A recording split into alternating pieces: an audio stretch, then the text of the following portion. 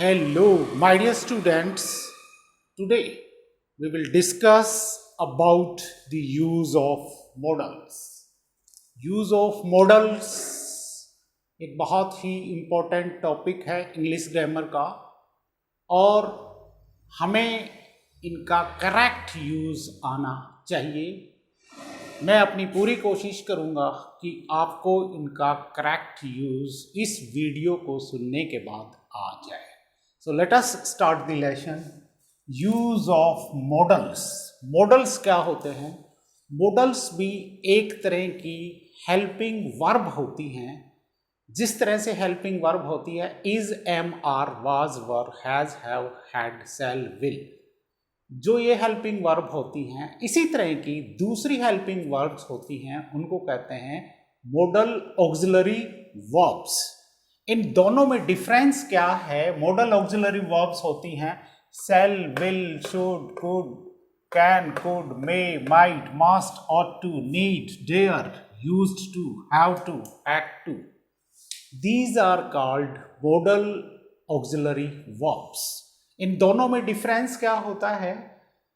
जो normal auxiliary verb है वो सेंटेंस के सब्जेक्ट के अनुसार चेंज हो जाती है।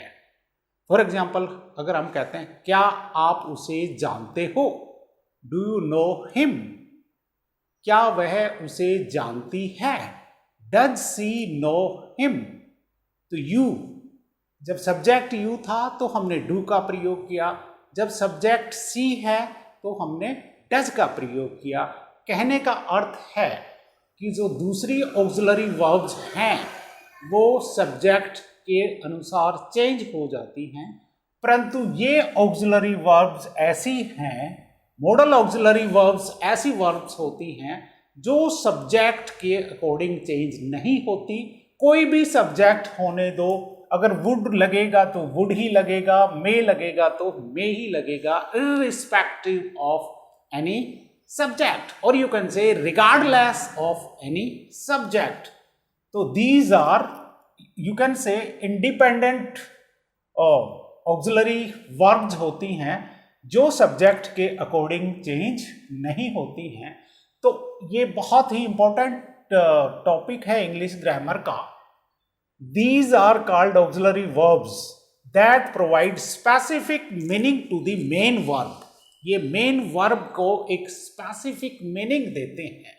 जैसे for example, she could play piano, वह पियानो बजा सकती थी, तो वी विल यूज कुड।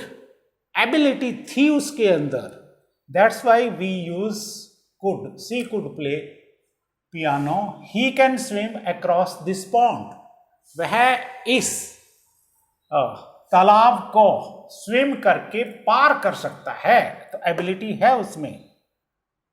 वह इस तालाब को स्विम करके पार कर सकता है। कैन, वह पियानो बजाती थी, could. So this is in present tense, this is in past sense.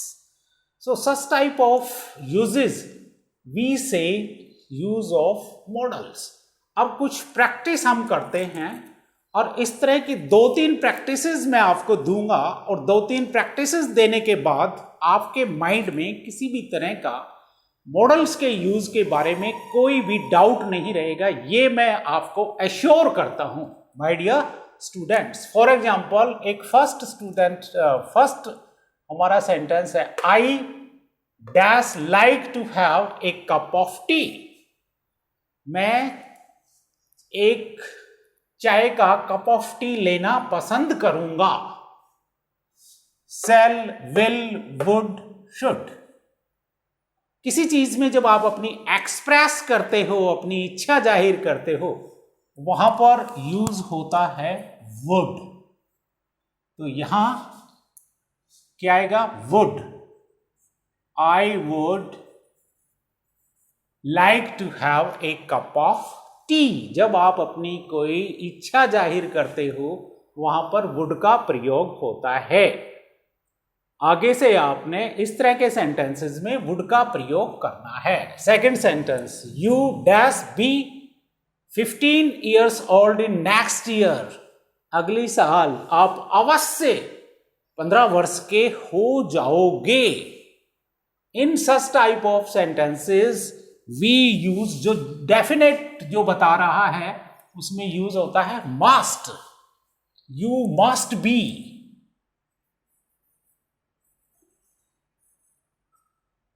You must be 15 years old in next year. Next year आप 15 साल के हो जाओगे। Okay, the correct sentence is you must be 15 years old in next year. Next, oxygen is for us. Should, need, must, ought to. This is ought to.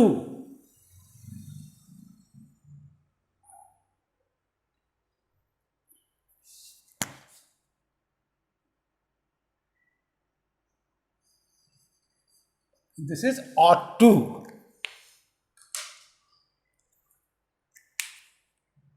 Should,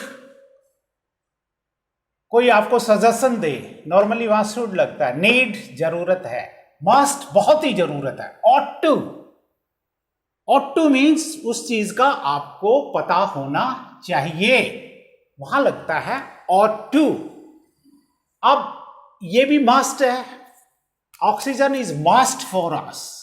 oxygen के बिना हम जिंदा नहीं रह सकते। In such type of sentences we use modal must. Then next, she dance very well in her youth.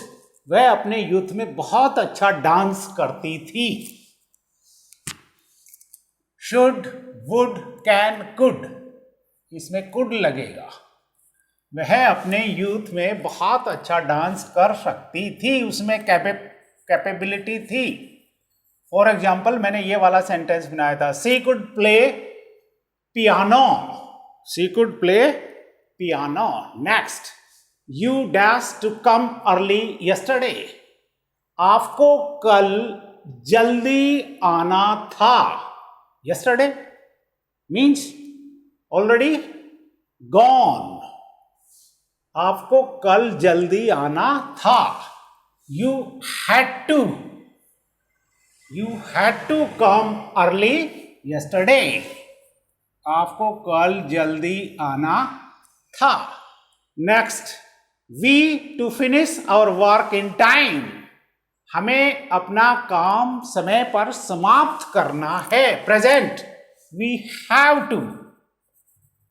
Have to finish our work in time. Next, you go to the doctor. आपने किसी को देखा और आपने कहा कि आपको doctor के पास जाना चाहिए। You are just giving a suggestion. You should go to the doctor. Then next, we to know about first aid. हमें, हर आदमी को फर्स्ट एड की नॉलेज होना जरूरी है। हर व्यक्ति को ट्रैफिक रूल्स का ज्ञान होना जरूरी है। कुछ ऐसी चीजें जो बहुत जरूरी होती हैं उनमें हमें लगाना होता है ought to. We ought to know about first aid. The next, blank space, you lend me some money. क्या आप मुझे कुछ पैसे उधार दे सकते हो? जब आप पोलाइट रिक्वेस्ट करते हो, सेल और विल का प्रयोग नहीं होता, उसमें कुड का प्रयोग होता है। Could you lend me some money? Could you lend me some money? Next, you not come here again. आपको यहां आने की जरूरत नहीं है। Would you need not come here again. आपको यहां दोबारा आने की जरूरत नहीं है। Then next, how blank space you say he is thief. आप में क्या हिम्मत हुई कि आप उसको कहते कि वो चोर है? How dare you say he is a thief. Then next, अगर कोई आप अपनी विश प्रकट करते हो, अपनी इच्छा प्रकट करते हो, that I have been a काश मैं करोड़पति होता, that I have been a millionaire. इस तरह के सेंटेंसेस में would का यूज होता है. Would that I have been a millionaire. So my dear students, I have given some examples as to how you have to use correct modal verbs in the sentences. I have made a pictorial forms, or you can say a set. This is subject, this is verb. इन दोनों को जोड़ने वाला जो शब्द होता है उसे कहते हैं modal. And these are the modals. ये दोनों सब्जेक्ट और वर्ब में एक लिंक स्थापित करता है. ठीक है, ये part of this model is part of subject, this model is part of verb. That's why it is called model auxiliary verbs. So my dear students, I have given 12 sentences for practice, and I hope now, as far as these 12 sentences are concerned, there is no doubt in your mind. Still, if there is any doubt, you can ask me at any time. You can comment on my video. I will try my best to clarify your doubts. With this, today I sum up my lesson. I hope you might have been benefited from this video.